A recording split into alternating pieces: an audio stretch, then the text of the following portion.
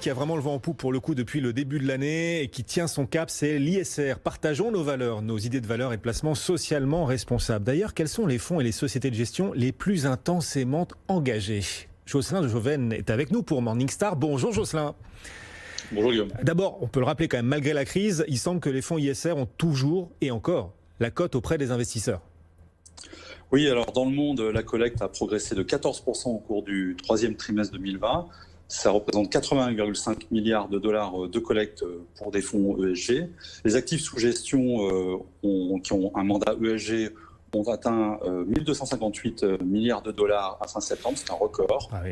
Et le trimestre a aussi été marqué par un nombre record de lancements de fonds, puisqu'on a 166 nouveaux fonds. C'est donc un excellent troisième trimestre, après un deuxième trimestre qui était déjà solide.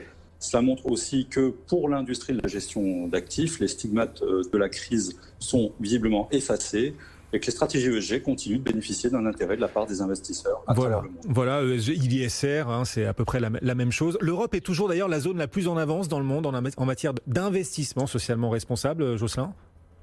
Oui, alors l'Europe, c'est le plus gros marché de l'ISR ou de l'ESG. Au cours du trimestre écoulé, un peu plus des 3/4 de la collecte a eu lieu en Europe, avec un peu plus de 50 milliards d'euros de collecte. Elle représente 82% des actifs gérés dans le monde. Alors, les lancements de produits ont été dynamiques. Près de deux fonds ESG sur 3 ont été lancés en Europe. Même s'il faut préciser qu'il s'agit surtout de conversion de fonds plutôt que de lancement de nouveaux produits. Oui. Les sociétés de gestion verdissent leur offre, en fait, ce qui signifie qu'on assiste le plus souvent à un changement de nom d'une stratégie, laquelle intègre désormais une couche d'ESG. Le chiffre, il est majeur, on va le répéter, près de 2 fonds ESG socialement responsables sur 3, 2 sur 3 lancés dans le monde l'ont été en Europe ces derniers mois. C'est bien sûr colossal et c'est de cette vague de fonds qu'on essaie de vous faire profiter chaque jour sur BFM Business, puisque plus la collecte aussi est forte et elle l'est, et plus les performances sont au rendez-vous. Une fois qu'on a dit ça, d'ailleurs, comment les investisseurs, Jocelyn, peuvent-ils s'assurer que les sociétés de gestion et les fonds qui leur sont proposés ont intégré une approche qui vraiment intègre, promeut effectivement le développement durable? Quels sont les outils de contrôle pour les investisseurs? Alors c'est vrai, c'est un vrai sujet. On sait qu'il y a différentes approches en matière d'ESG et qu'il est parfois difficile de s'y retrouver quand on est un investisseur. Le ESG, c'est devenu une thématique importante pour nombreux investisseurs, mais c'est aussi un enjeu financier significatif pour les sociétés de gestion, et les chiffres de collecte qu'on vient d'évoquer le montrent. Alors certaines sociétés de gestion ont brandi l'ESG comme un élément différenciant, et au niveau de Morningstar, on a cherché à voir quelle était la réalité des faits. Alors pour aider les investisseurs, Morningstar a décidé d'enrichir la notation de ces fonds en appréciant la réalité de la démarche ESG des sociétés de gestion. Et nous appelons ça l'ESG Commitment Level, ou en français le degré d'engagement ESG, qui s'échelonne sur 4 niveaux: faible, basique, avancé et leader. Et nous avons publié d'ailleurs un rapport hier à ce sujet, où nous avons évalué un peu plus de 100 fonds à travers le monde et 40 sociétés de gestion. Et justement, vous allez nous dire quelles sont les sociétés de gestion les plus engagées en matière d'investissement socialement responsable. Juste d'abord, pour continuer, poursuivre sur la méthodologie, parce que c'est important pour tous ceux qui nous écoutent, qui nous regardent et qui cherchent comme ça de nouveaux outils pour contrôler leurs investissements, ce qui est fait de leur argent quand ils l'investissent dans des fonds. Et quel est l'objectif, quel est l'intérêt pour les investisseurs donc, qui nous écoutent de cette notation que vous proposez désormais? C'est tout chaud chez Morningstar.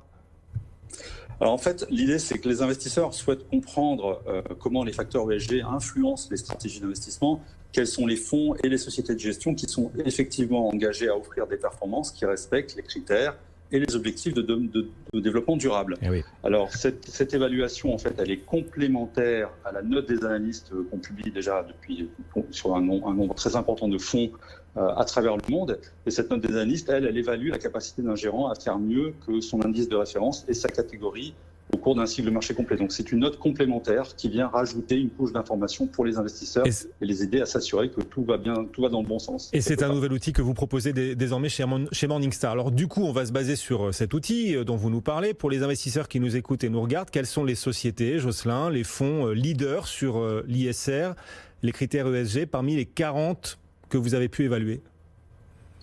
Alors à ce stade, il n'y en a que 6 qui sont considérés comme des leaders d'après nos analystes.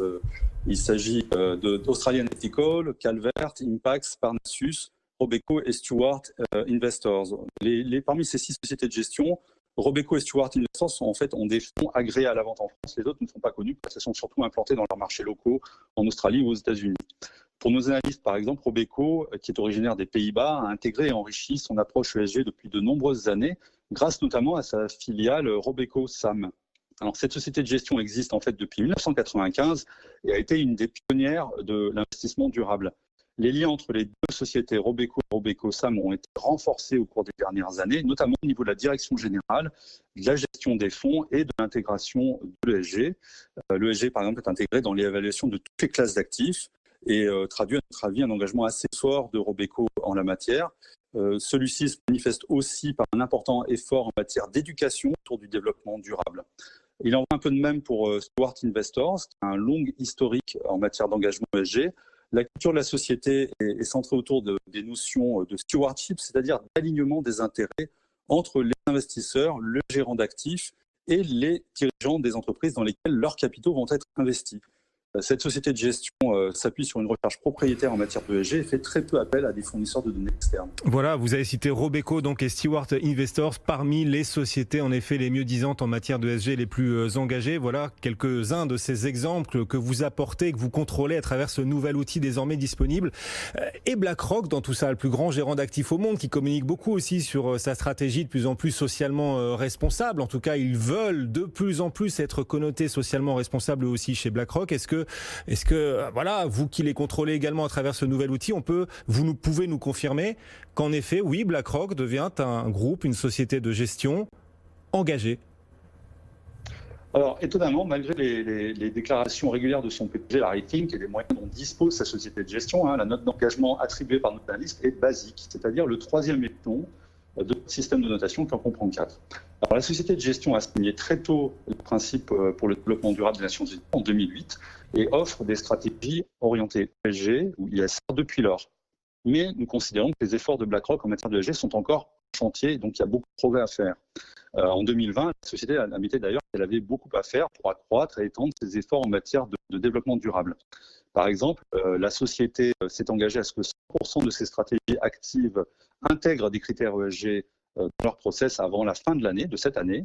Au moment où nous publions notre rapport, 86% des fonds actifs avaient effectivement intégré ces critères, mais il ne faut pas oublier que les stratégies actives ne représentent que moins d'un tiers de l'ensemble des actifs sous gestion de BlackRock. Un autre exemple, en matière d'engagement avec les entreprises dans lesquelles il investit, BlackRock tend à voter en faveur des résolutions proposées par les entreprises et soutient assez rarement les résolutions sponsorisées par des actionnaires favorables à l'ESG, y compris sur des sujets majeurs comme le changement climatique. Ah oui. Donc BlackRock semble avoir pris conscience de son retard en matière d'ESG, mais les efforts à fournir pour attraper les leaders dans ce domaine sont encore importants. Il reste encore beaucoup de chemin à parcourir pour BlackRock. C'est ce que votre outil, en effet, semble confirmer après l'analyse dont vous ne faites pas aujourd'hui sur BFM Business. En revanche, d'autres sociétés de gestion, pour le coup, sont de véritables leaders de l'investissement socialement responsable. Vous avez cité Robeco et Stewart Investors. Voilà les deux choix Morningstar de la semaine. Merci Jocelyn de nous avoir accompagnés. Bon après-midi.